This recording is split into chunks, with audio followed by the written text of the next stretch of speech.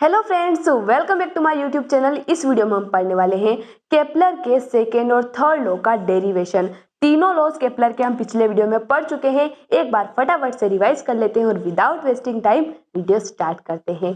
अभी तक आपने चैनल को सब्सक्राइब नहीं किया है गाइस, क्लास 11th के और भी इंपॉर्टेंट वीडियोस हम आपके लिए लेकर आते रहेंगे। सब्सक्राइब करना ना भूले, फ्रेंड्स के साथ शेयर करना भी ना भूले।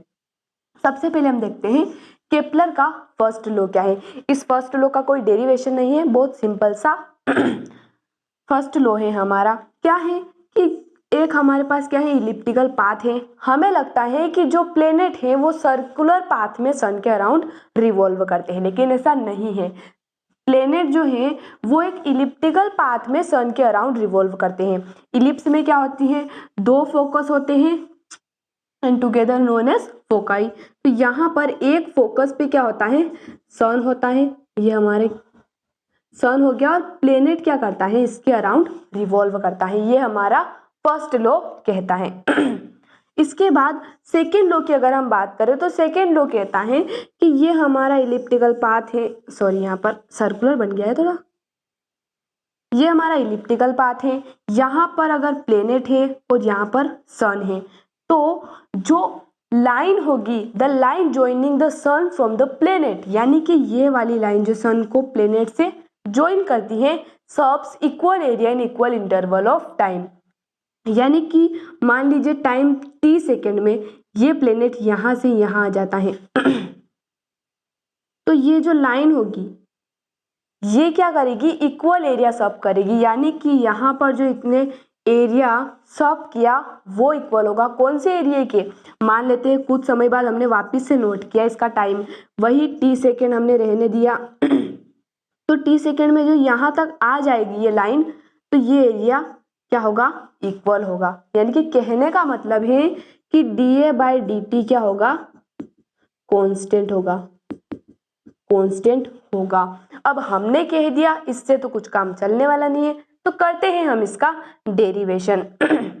डेरिवेशन कैसे करेंगे, हम लेंगे ट्राइंगल, इसको हम एक स्ट्रेट लाइन यहाँ पर कंसीडर कर लेते हैं ताकि डेरिवेशन में हमें आसानी रहे। तो इसको अगर हम यहाँ पर सेपरेटली बनाए तो ये एक ट्राइंगल बनता है। पॉइंट ए पे हमारा प्लेनेट था, बी पे आता है, ए से हमारा बी पे आता है और सन यहाँ पर है, मान लेते हैं ओ पे है। तो यहाँ से ओ बी की डिस्टेंस क्या होगी, रेडियस होगी ना गाइस, ये तो इसकी क्या है, रेडियस है। और यहाँ से आप देखिए जो चेंज आया है रेडियस में, यानी कि डिस्प्लेसमेंट में जो चेंज आया है, तो एंगुलर डिस्प्लेसमेंट को हम थीटा से रिप्रेजेंट करते हैं। D theta by D T क्या हो जाएगा हमारा, चेंज इन डिस्टेंस, जिसको हम लिख सकते हैं डिस्प्लेसमेंट पर यूनिट टाइम। तो यहाँ से अगर हम एरिया निकाले यानी कि dA/dt निकाले, तो ट्राइंगल का एरिया क्या होता है, half into base into height, यानी कि OB इंटू AB। तो हाफ इंटू में क्या हो जाएगा हमारा, OB क्या है हमारा R है, इंटू AB क्या है, d थीटा बाय dt है ना गाइस। यहाँ पर हम इसको कर लेते हैं पूरा derivation, half into r into, अब ये देखिए आप, d theta by d t, यानी कि displacement, rate of change of displacement क्या होता है, वेलोसिटी होता है ना guys. Rate of change of distance होता है स्पीड, और rate of change of displacement होता है वेलोसिटी। यानी कि हमारा आ जाएगा half into r into v. अब यहाँ से हमें कुछ कांस्टेंट टर्म तो हमें नजर आ नहीं रही है। हमने पढ़ा है angular momentum, law of conservation of angular momentum, यानी कि जो एंगुलर मोमेंटम होता है फाइनल और इनिशियल दोनों सेम होते हैं, यानी कि क्या होता है, मोमेंटम कंजर्व रहता है। एंगुलर मोमेंटम क्या होता है, p इंटू, यानी कि linear momentum into radius. Linear momentum को हम एम भी लिख सकते हैं ना गाइस, मास इंटू वेलोसिटी का प्रोडक्ट ही तो लीनियर मोमेंटम होता है। और यहाँ पर आ जाएगा आर। अब हमें क्या चाहिए, हमें आर और वी की वैल्यू चाहिए, जो कि हमें यहाँ से मिल रही है ना गाइस। तो वी आर की वैल्यू क्या हो जाएगी, L/m। इसको आप पहले फर्स्ट स्टार्टिंग में कर सकते हैं और इसको आप नाम दे दीजिए इक्वेशन नंबर 1। अब हम यहाँ पर क्या लिखने वाले हैं, फ्रॉम इक्वेशन 1 क्या है हमारी, r इंटू में v होता है हमारा, कहाँ गया, ये रहा, r इंटू में v होता है हमारा L इंटू में m, यानी कि L/2m क्या हो जाएगा हमारा, dA/dt।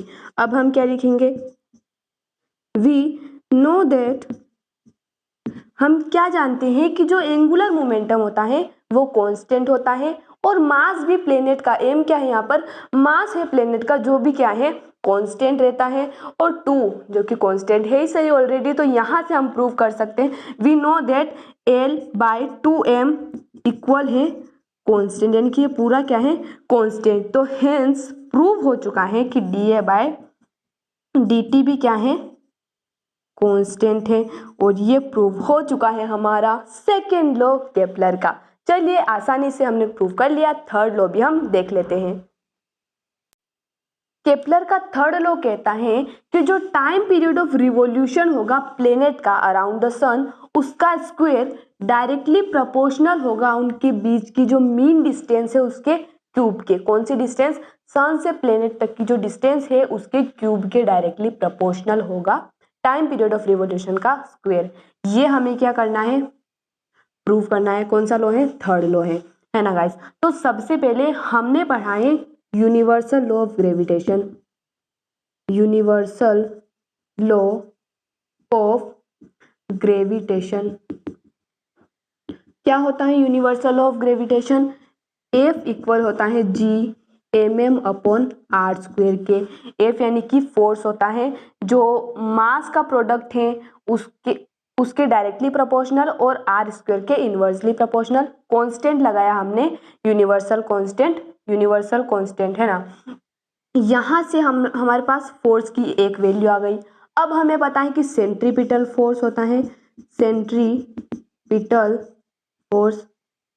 सेंट्रीपिटल फोर्स क्या होता है हमारा, mv²/r। अब ये थोड़ी याद रखने वाली बात है क्योंकि ये बहुत कम जगह काम आता है, तो इसीलिए इसको याद रखना पड़ेगा। सेंट्रीपिटल फोर्स, तो यहाँ पर इसको अगर हम इक्वेशन 1 और 2 नाम दे दें और दोनों को कंबाइन कर दें, कंबाइन इक्वेशन 1 एंड 2, तो हमें LHS इक्वल है, यानी कि RHS भी आपस में इक्वल होंगे। तो G/m/r² इक्वल हो जाएगा mv²/r की। यहाँ से r कैंसल, m से m कैंसल, यानी कि Gm/r इक्वल हो जाएगा v² के। और यहाँ से हम v की वैल्यू निकाले तो क्या आ जाएगी, रूट के अंदर Gm/r। इसको हम नाम दे देते हैं इक्वेशन नंबर 3। अब हमें प्रूव करना है टाइम, तो टाइम पीरियड भी तो हमें यहाँ पर लेना होगा कहीं ना कहीं से। तो हमें पता है कि वेलोसिटी क्या होती है, displacement upon time, displacement upon time, यानी कि डिस्प्लेसमेंट क्या हो जाएगा, 2πr हो जाएगा ना गाइस। 2πr पूरा क्या होता है, वृत्त की परिधि क्या होती है गाइस, 2πr होती है। तो इसको हम एज अ सर्कल अगर हम कंसीडर करें तो इसका पूरा डिस्प्लेसमेंट क्या हो जाएगा हमारा 2πr हो जाएगा। टाइम हम मान लेते हैं t, जो कि हमें प्रूव करना है इसमें थर्ड लॉ में। तो यहाँ से v इज इक्वल टू हो गया हमारे पास 2πr/t। अब from equation third equation third क्या थी, v इज इक्वल टू था हमारा रूट Gm/r। तो v इक्वल है हमारे 2πr/t के। अब यहाँ पे रूट है तो वो तो हमें चाहिए नहीं, तो उसको हम हटा देते हैं गाइस, इसको हम थोड़ा सा रफ कर देते हैं। इसको फटाफट से आप नोट भी कर लीजिएगा गाइस, ताकि आसानी से आपको समझ में आ जाए। तो स्क्वेयरिंग बोथ साइड अगर हम करेंगे तो यहाँ पर हमें मिलेगा Gm/r, ये हमारा क्या हो जाएगा, रूट हट जाएगा। 2πr का हम क्या करेंगे, स्क्वायर करेंगे तो 4π² अपॉन में क्या रह जाएगा, t² रह जाएगा। अब t और r को दोनों को हमें अलग अलग साइड करना है, तो t यहाँ से इधर आएगा, t² इक्वल हो जाएगा 4π², r यहाँ से एक और r का यहाँ पर मल्टीप्लाई होगा तो r³ हो जाएगा बाई हमारा Gm हो जाएगा। अब ये हमारा प्रूव हो चुका है कि t² इक्वल है r³ के। क्यों प्रूव हो चुका है भाई, ये भी तो है साथ में, लेकिन ये क्या है, पूरा कांस्टेंट है।